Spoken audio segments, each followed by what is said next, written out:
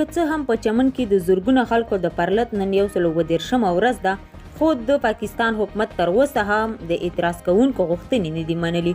د پاکستان په چمن کې په زرګونه پرلط کوونکي وایي تر هغه به خپل پرلط ته دوام ورکړي چې د پاکستان حکومت د چمن سپین بولدک له لارې د آزاد تګ راتګ په تړاو د دوی غوښتنه نه وي منلي.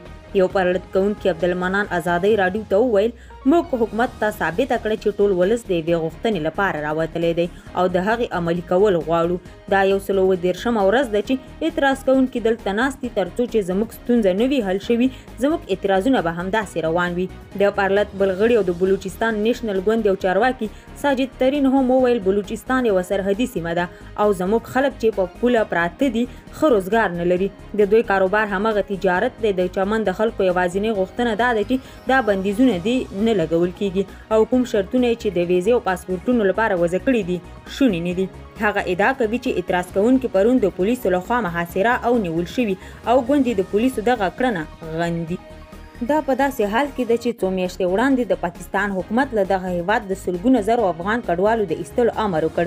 د پاکستان حکومت هم له پاسپورټ او ویزې پرته د چمن او سپین بولدک پر لاره د دواړو هیوادونو د اتباعو پر راتګ بندیز ولګاوه.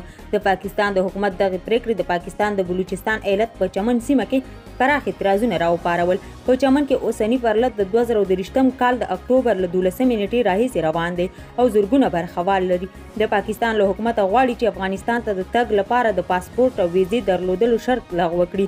لاریون کوونکو د خپل لاریون په طرز کې د چمن سپین بولدک دروازه هم د هر ډول تګ راتګ او ټرانزیټ پر مخ تړلې ده. خو د پاکستان حکومت ټینګار کوي چې د قاچاق د مخنیوي او د سپین بولدک د لارې د امنیت د تامین په موخه د ویزې او پاسپورټ درلودل شرط کړي دي.